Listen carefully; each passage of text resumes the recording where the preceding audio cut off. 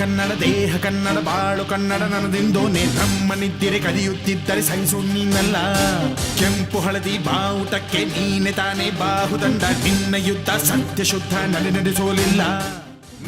November 1 ಇದು ಕೇವಲ ದಿನವಲ್ಲ, ಕನ್ನಡಿಗರ ಹೆಮ್ಮೆ. ರಾಜ್ಯಾದ್ಯಂತ ಕನ್ನಡದ ಕಂಪು ಹರಡುವ ಸೋಜಿಗ. ಈ ಕನ್ನಡ ರಾಜ್ಯೋತ್ಸವಕ್ಕೆ ಇದೀಗ 70 ವರ್ಷ. ಆದ್ರೆ ಈ ಕನ್ನಡದ ಹಬ್ಬ ಕೇವಲ ನವೆಂಬರ್ಗೆ ಮಾತ್ರ ಸೀಮಿತವಾಗಿರಬಾರದು. ನಮ್ಮ ಉಸಿರಿರುವವರೆಗೂ ಕನ್ನಡ ಅಚ್ಚಳಿಯದಂತೆ ನೆಲೆಸಬೇಕು. ಇಡೀ ವಿಶ್ವದಲ್ಲಿ ಕನ್ನಡಾಭಿಮಾನ ಮೆರೆಯಬೇಕು.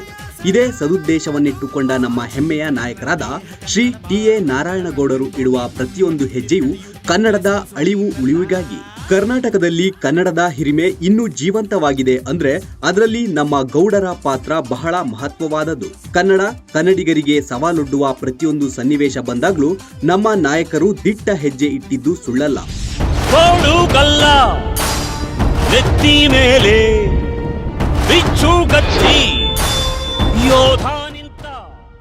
ಬೆಳಗಾವಿಯಲ್ಲಿ ಗೌಡರ ಗರ್ಜನೆ, ಮರಾಠಿಗರ ರೋಧನೆ.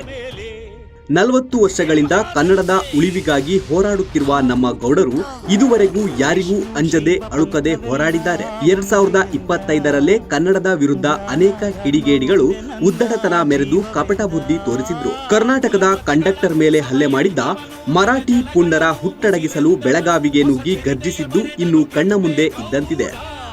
ಕಂಡಕ್ಟರ್ನ ಬೆನ್ನಿಗೆ ನಿಂತಿದ್ದ ನಮ್ಮ ಗೌಡರ ಜೇಂಕಾರ ಕೇಳಿ ಮರಾಠಿಗರು ಬಿಲ ಸೇರಿದ್ರು. ನನ್ನ ಮಣ್ಣಿದು, ನನ್ನ ಮಣ್ಣಿದು, ನನ್ನ ಮಣ್ಣಿದು ಕನ್ನಡ ಮಣ್ಣು, ನನ್ನುಸಿರಲ್ಲಿ ಕಂಪಿಸೋ ಮಣ್ಣು, ಧಮನಿ ಧಮನಿಯಲ್ಲಿ ನರ್ತಿಸೋ ಮಣ್ಣು. ಬೆಳಗಾವಿಯಲ್ಲಿ ಒಬ್ಬ ಬಸ್ಸು ಕಂಡಕ್ಟರ್ ಮೇಲೆ ಕೆಲವು ಮರಾಠಿ ಪುಂಡ್ರು ಗೂಂಡಾಗಳು ಹಲ್ಲೆ ಮಾಡ್ತಾರೆ. ಕನ್ನಡ ಮಾತಾಡಿದ್ದಕ್ಕೆ ಮರಾಠಿ ಮಾತಾಡು ಅಂತ ಹೇಳಿ ಆ ಕಂಡಕ್ಟರ್ ಮೇಲೆ MES ಮತ್ತು ಮರಾಠಿ ಗೂಂಡಗಳು ಹಲ್ಲೆ ಮಾಡ್ತಾರೆ, ಜೀವ ಬೆದರಿಕೆ ಹಾಕ್ತಾರೆ. ಏನ ಮೇಲೆ ಮರಾಠಿನೇ ಮಾತಾಡಬೇಕು ಅಂತ ಹೇಳಿ. ಇಂಥ ಗೂಂಡಾಗಳನ್ನ, ಇಂಥ ಮರಾಠಿ ದ್ರೋಹಿಗಳನ್ನ ನಾನು ಭಾರಿ ವರ್ಷಗಳಿಂದ ನೋಡಿದ್ದೀನಿ. ಯಾವ ಬೆಳಗಾವಿಯಲ್ಲಿ 7 ಜನ MES ಗುಂಡಗಳು ಗೆದ್ದು ಬರ್ತಾ ಇದ್ರು ಶಾಸಕರಾಗಿ, ಯಾವ ಬೆಳಗಾವಿಯ ಮಹಾನಗರ ಪಾಲಿಕೆ MES ಗುಂಡಾಗಳ ಕೈಯಲ್ಲಿತ್ತೋ, ಯಾವ ಬೆಳಗಾವಿಯಲ್ಲಿ ಜಿಲ್ಲಾ ಪಂಚಾಯಿತಿ ತಾಲೂಕ್ ಪಂಚಾಯಿತಿಗಳು ಅವ್ರ ಕೈಯಲ್ಲಿತ್ತೋ, ಯಾವ ಬೆಳಗಾವಿಯಲ್ಲಿ ಕನ್ನಡದ ಬಾವುಟವನ್ನು ಆರಿಸ್ಲಿಕ್ಕೆ ಕಷ್ಟ ಅನ್ನೋ ಒಂದು ಕಾಲ ಇತ್ತೋ, ಅಂಥ ಎಲ್ಲ ಮಹಾರಾಷ್ಟ್ರದ ಗೂಂಡಾಗಳನ್ನು, ಮರಾಠಿ MES ಪುಂಡ್ರಗಳನ್ನು ಕನ್ನಡಿಗರು ಇವತ್ತು ಬಗದು ಬಡದು ನಿಂತಿದ್ದೀವಿ. ಹಾಗಾಗಿ ಇಂಥ ಪುಂಡಾಟಿಕೆಗೆ ನಾವು ಎದುರೋರು ಅಲ್ಲ, ಅಂಜೋರಲ್ಲ. ದ್ವಿಭಾಷಾ ಶಿಕ್ಷಣ ನೀತಿಗೆ ಕರವೇ ಬಿಗಿಪಟ್ಟು. ಕನ್ನಡದ ಅಸ್ತಿತ್ವ ಉಳಿಸಿ ಮುಂದಿನ ಪೀಳಿಗೆಗೂ ಕನ್ನಡ ಮಹತ್ವ ಸಾರುವ ನಿಟ್ಟಿನಲ್ಲಿ ದ್ವಿಭಾಷಾ ಶಿಕ್ಷಣ ನೀತಿ ಜಾರಿಗೆ ಸರ್ಕಾರವನ್ನ ಒತ್ತಾಯಿಸಲಾಯಿತು. ರಾಜ್ಯದಲ್ಲಿ ಹಿಂದಿ ಹೇರಿಕೆಯನ್ನ ತಪ್ಪಿಸಿ ದ್ವಿಭಾಷಾ ಶಿಕ್ಷಣ ನೀತಿ ಮೂಲಕ ಕನ್ನಡವನ್ನ ಉಳಿಸಲು ನಿರಂತರ ಹೋರಾಟ ಮಾಡಲಾಯಿತು.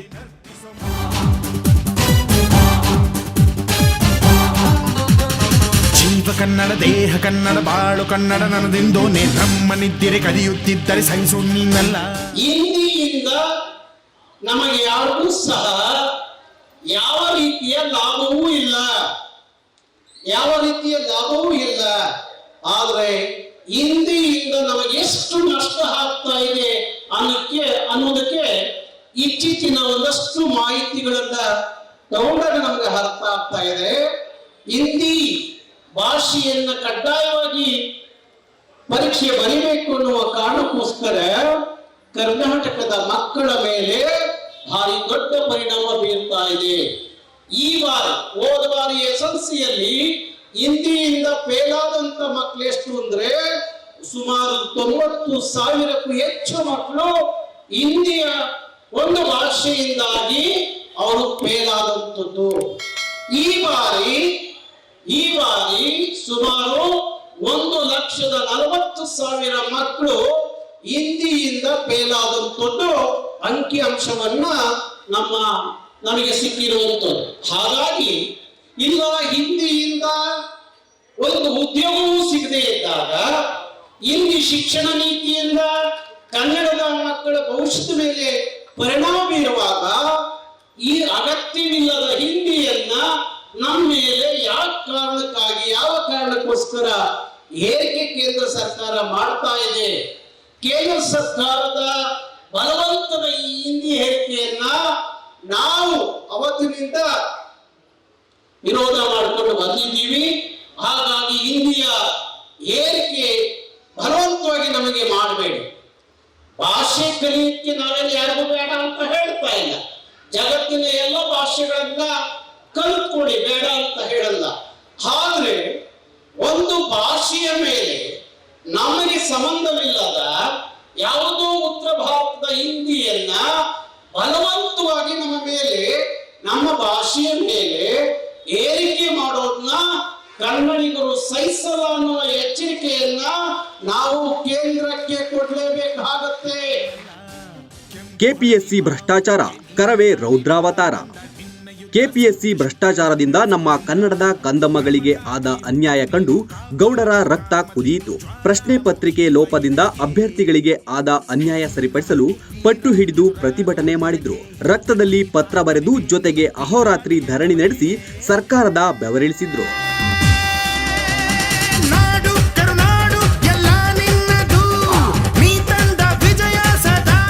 ನಮ್ಮ ರಾಜ್ಯದ ದೊರೆ ಮಾನ್ಯ ಮುಖ್ಯಮಂತ್ರಿಗಳು ಸಿದ್ದರಾಮಯ್ಯನವರು ಮೌನ ವಹಿಸಿದಿರಲ್ಲ, ಈ ಮೌನದ ಹಿಂದೆ ಕೆಪಿಎಸ್ಸಿ ಭ್ರಷ್ಟಾಚಾರದ ಹಿಂದೆ, ಆದ್ರ ಭ್ರಷ್ಟಾಚಾರದ ಒಳಗಡೆ ನಿಮ್ಮ ಸರ್ಕಾರ ಏನಾದ್ರೂ ಇದೆಯಾ ಅನ್ನುವ ಅಪನಂಬಿಕೆ ಈ ನಾಡಿನ ಜನರಿಗೆ ಕಾಡೋದಕ್ಕಿಂತ ಮುಂಚೆ ಮುಖ್ಯಮಂತ್ರಿಗಳು ಮಾತಾಡಿದ್ರೆ, ಸರ್ಕಾರ ಮಕ್ಕಳಿಗೆ ನ್ಯಾಯ ಕೊಟ್ರೆ ಜನ ನಿಮ್ಮನ್ನ ಯಾವ ಕನ್ನಡದ ರಾಮಯ್ಯ ಅಂತ ಕರೀತಿದ್ರಲ್ಲ, ಹೋಗಿದ ಕಡೆ ಬಂದಿದ ಕಡೆ ಕನ್ನಡದ ವ್ಯಾಕರಣದ ಪಾಠ ಮಾಡ್ತಿರಲ್ಲ ಸಿದ್ದರಾಮಯ್ಯನವರೇ, ಇದ ನಿಮ್ಮ ಕನ್ನಡದ ಕಾಳಜಿ ಕಳಕಳಿ.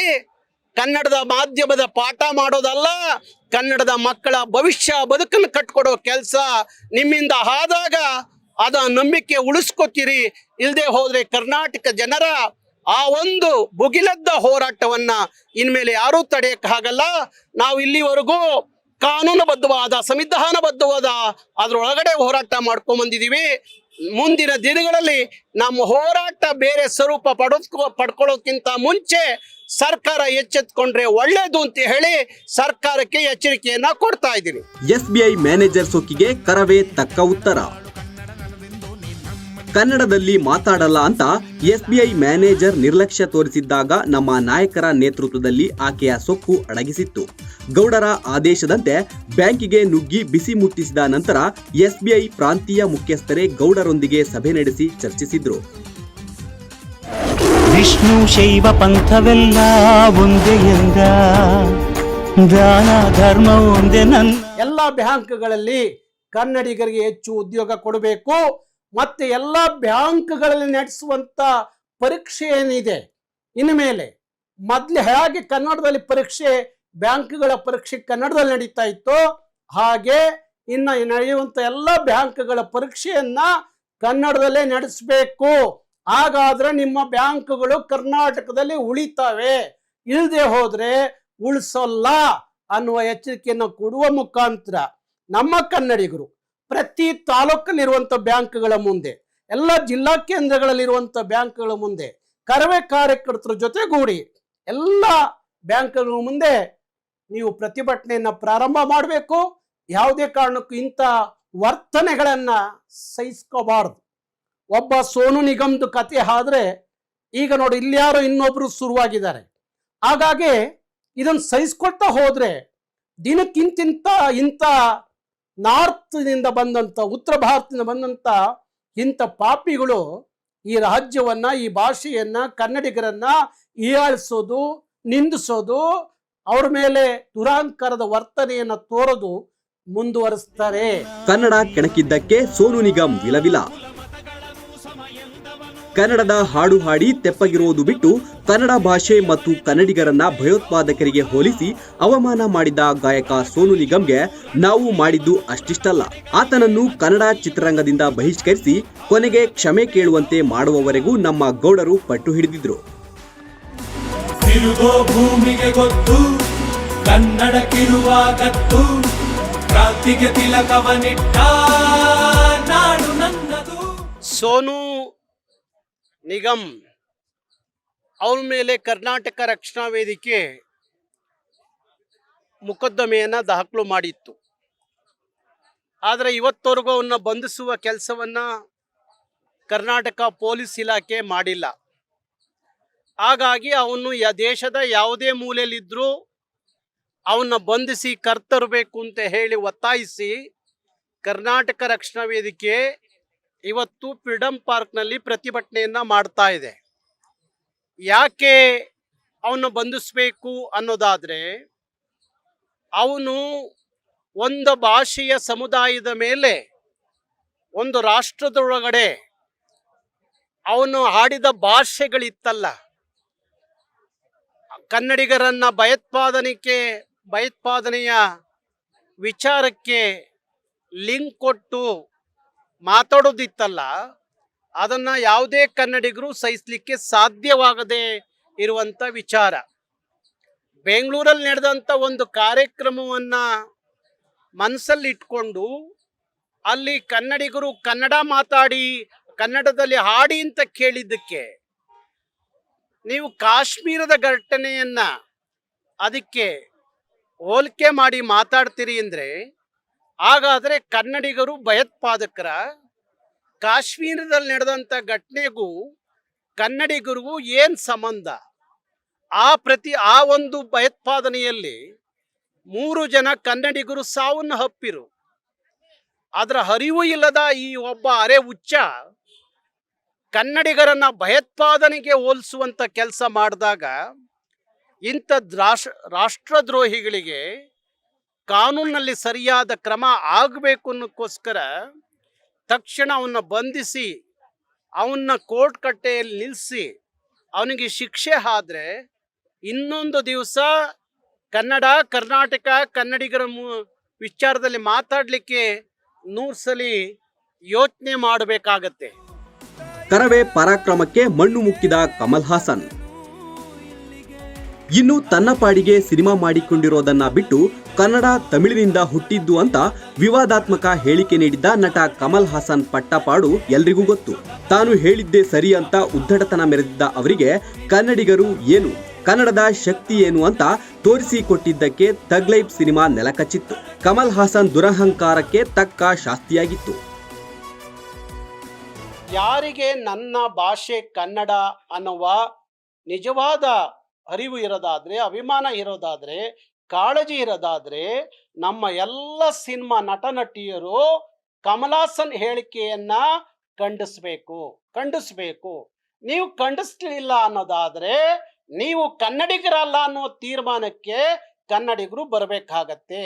ನಾಳೆ ನಿಮ್ಮ ಸಿನಿಮಾಗಳು ಬಿಡುಗಡೆ ಆಗುವಾಗ ಕನ್ನಡಿಗರು ನಿಮ್ಮಂತ ರಣಹೇಡಿಗಳ ಸಿನಿಮಾಗಳನ್ನ ಕನ್ನಡಿಗರು ದುಡ್ಡು ಕೊಟ್ಟು ನೋಡಿ ನಿಮ್ಮನ್ನು ಭಾರಿ ಎತ್ತರಕ್ಕೆ ಬೆಳೆಸಿ ಕನ್ನಡಿಗರಿಗೆ ಕರ್ನಾಟಕಕ್ಕೆ ಅಪಮಾನ ಆದಾಗ ಸಹಿಸ್ಕೊಂಡು ಕೂತಿದ್ರಲ್ಲ ಇವ್ರ ಸಿನಿಮಾವನ್ನ ಕನ್ನಡಿಗರು ದುಡ್ಡು ಕೊಟ್ಟು ನೋಡ್ಬೇಕನ್ನುವ ತೀರ್ಮಾನವನ್ನ ಕನ್ನಡಿಗರು ಮಾಡೋ ಮುಂಚೆ ನಮ್ಮ ಎಲ್ಲ ಕನ್ನಡದ ಸಿನಿಮಾ ನಟ ನಟಿಯರು ನೀವೆಷ್ಟೇ ಬಿಜಿ ಇದ್ರು, ಎಷ್ಟೇ ಕಮಲ್ ಹಾಸನ್ ಸಂಪರ್ಕದಲ್ಲಿದ್ರು, ಸಂಬಂಧಗಳಿದ್ರು, ಸ್ನೇಹ ಇದ್ರು, ಭಾಷೆಗಿಂತ ನೀವ್ಯಾರೂ ದೊಡ್ಡರಲ್ಲ ಅನ್ನುವ ತೀರ್ಮಾನಕ್ಕೆ ಬರದೆ ಹೋದ್ರೆ ಕನ್ನಡಿಗರು ನಿಮಗೆ ಮುಂದಿನ ದಿನಗಳಲ್ಲಿ ಪಾಠ ಕಲಿಸ್ತಾರೆ. ಸಮರಕ್ಕೂ ಸಿದ್ಧ, ಸಾಮರಸ್ಯಕ್ಕೂ ಬದ್ಧ. ಇತ್ತೀಚೆಗೆ ರಾಷ್ಟ್ರಕವಿ ಕುವೆಂಪುರವರ ಸರ್ವ ಜನಾಂಗದ ಶಾಂತಿಯ ತೋಟದ ಸಾರಾಂಶದಂತೆ ಗೌಡರ ನೇತೃತ್ವದಲ್ಲಿ ಮುಸ್ಲಿಂ ಸಮುದಾಯದವರು ಕನ್ನಡ ಭಾಷೆಯನ್ನ ಹೆಚ್ಚು ಬಳಸುವಂತೆ ಮಾಡುವ ಪ್ರಯತ್ನವು ಆರಂಭವಾಗಿದೆ. ಇಸ್ಲಾಂ ಧರ್ಮಗುರುಗಳು ಮತ್ತು ಜಾಮಿಯಾ ಮಸೀದಿ ಮೌಲ್ವಿಗಳನ್ನ ಭೇಟಿಯಾಗಿ ಮುಸ್ಲಿಂ ಸಮುದಾಯ ಕನ್ನಡದ ಮುಖ್ಯವಾಹಿನಿಯಲ್ಲಿ ಇನ್ನಷ್ಟು ಬೆರೆತು ಸಹಬಾಳ್ವೆಯಿಂದ ಬಾಳುವ ಕುರಿತು ಮಾತುಕತೆ ನಡೆಸಲಾಗಿದೆ. ಹೀಗೆ ನಿಸ್ವಾರ್ಥ ಮನೋಭಾವನೆಯಿಂದ ಕನ್ನಡಕ್ಕಾಗಿ ಶ್ರಮಿಸುತ್ತಿರುವ ನಮ್ಮ ನಾರಾಯಣ ಗೌಡರ ಕಾರ್ಯ ನಿಜಕ್ಕೂ ಶ್ಲಾಘನೀಯ. ಸೋಲಿಗೆ ಕುಗ್ಗದೆ, ಗೆಲುವಿಗೆ ಹಿಗ್ಗದೆ ಸದಾ ಕನ್ನಡಾಂಬೆಯ ಸೇವೆಯೇ ತಮ್ಮ ಕಾಯಕ, ಕನ್ನಡಿಗರ ರಕ್ಷಣೆಯೇ ತಮ್ಮ ಆದ್ಯ ಕರ್ತವ್ಯ ಅಂತ ನಂಬಿರುವ ಅವರ ಚಿಂತನೆ ಕೋಟಿ ಕೋಟಿ ಕನ್ನಡಿಗರ ಪ್ರೇರಣೆ. ಇಂತಹ ಮನಸ್ಥಿತಿ ಪ್ರತಿಯೊಬ್ಬ ಕನ್ನಡಿಗನಲ್ಲೂ ಹುಟ್ಟಿದೇಳಲಿ ಅನ್ನೋದೇ ನಮ್ಮ ಆಶಯ.